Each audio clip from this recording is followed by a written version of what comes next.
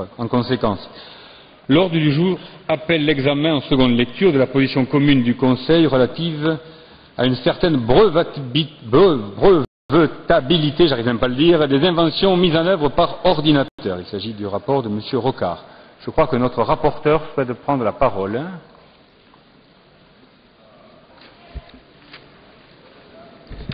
Merci, Monsieur le Président.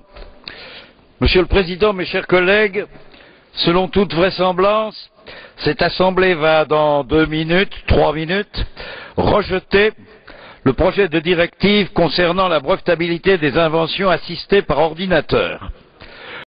Tous nos grands groupes, et même les petits d'ailleurs, pardonnez-moi, ont pris cette décision, mais pour des raisons contradictoires.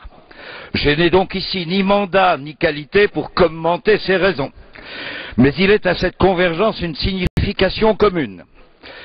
Sur le fond du sujet, nous sommes partagés à peu près moitié-moitié, avec une imprévisibilité totale du résultat en majorité relative et une impossibilité bilatérale d'arriver à la majorité qualifiée.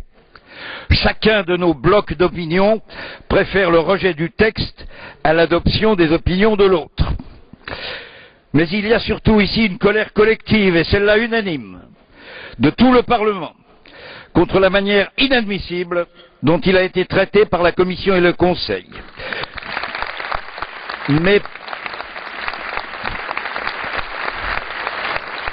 Mépris total,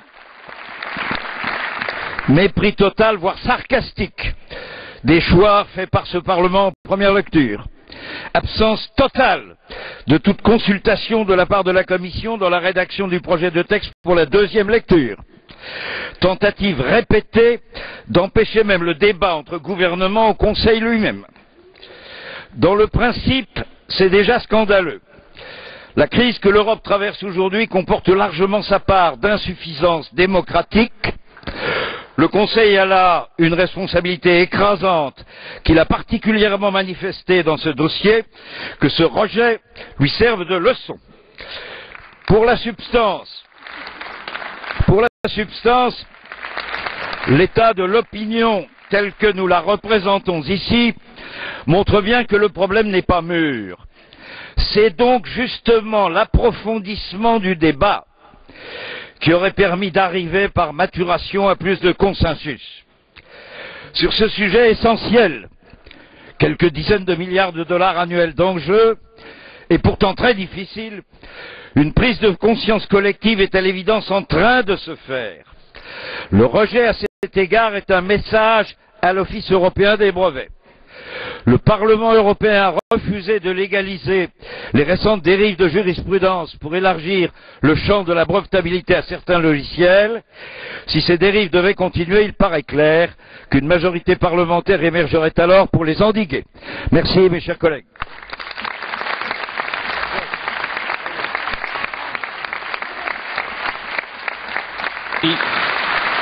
Merci, monsieur le rapporteur. Nous passons à l'examen de la position commune. Je suis d'abord saisi de 3 amendements identiques, le 62, 65 et 71, par appel nominal. Le vote est ouvert.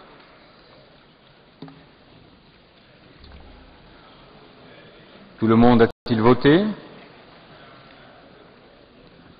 Le vote est clos.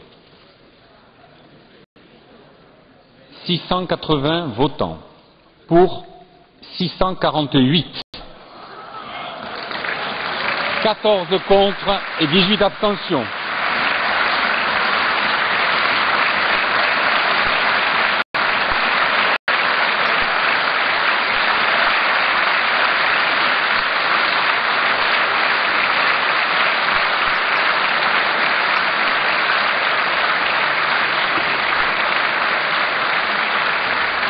J'ai donc le plaisir et l'honneur de vous annoncer que la position commune est rejetée et que l'acte portant sur le brevet logiciel n'est pas adopté. Monsieur Pottering, vous demandez la parole, pas pour relancer le débat. Motion d'ordre, j'espère. Herr Präsident, wir haben von der Kommission immer gehört, wenn der gemeinsame Standpunkt abgelehnt würde, wäre die Kommission nicht bereit, einen neuen Vorschlag zu machen. Ich möchte erinnern an die interinstitutionelle Vereinbarung, die wir am 15. September 1999 getroffen haben mit Herrn Präsidenten Prodi, nach der die Kommission sich verpflichtet, Initiativen zu ergreifen, wenn das Parlament dazu auffordert. Ich habe keinen Zweifel, dass das Parlament eine Aufforderung stellen wird an die Kommission, einen neuen Vorschlag vorzulegen. Und ich erinnere die Kommission daran, dass sie die Pflicht hat, einen solchen Antrag vorzulegen, und erinnere daran, dass das dann auch geschieht.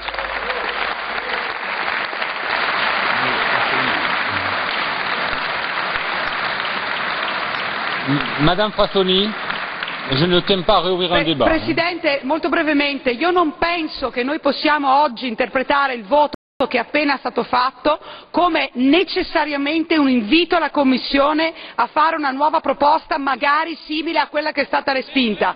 Quindi penso che questa è una cosa che dovremmo discutere e vedere con la Commissione. Bien. Chers collègues, conformément à la procédure et par pure courtoisie, je propose éventuellement, si elle le souhaite, à la Commission de s'exprimer. Est-ce que la Commission souhaite s'exprimer? C'est le cas. Nous l'écoutons. Thank you, Mr. President. Honourable members, the rejection of the Council common position is, of course, the democratic rights of the Parliament as co-legislator with the Council. Many speakers during the debate yesterday mentioned the voice of the people and the role of democracy. Without this directive, patents for computer-implemented inventions will continue to be issued by national patent offices and the European Patent Office under existing law. There will be no harmonisation at EU level. This means that different interpretations as to what is patentable or not will continue without any judicial control by the European Court of Justice. Since the adoption of the common position, the Commission has maintained the view that should the Parliament decide to reject the common position, the Commission would respect this and would not present a new proposal. But if the Parliament invites us to do so, of course, we will then speak with the different parliamentary committees and then, of course, see the next procedures. Various members have expressed the view that the Commission should present a non-sector specific instrument and that it should seek the adoption of the community patent. A large amount of national patent law is already aligned with the European Patent Convention and the Community Patent Convention of 1989. Now, again, Commissioner McCreevy will be happy to debate these matters with you. You already said you would invite us in the relevant committees and then also in the plenaries if you clearly wish so. On the future of the community patent, the key to agreement on this lies in the hands of the Council. Many options have already been explored formally and informally. Thank you, Mr. President. Le Parlement remercie la Commission et une fois encore son rapporteur, M. Rocard, pour tout le travail fait. L'ordre du jour appelle le vote du rapport de M. Blokland sur la création d'un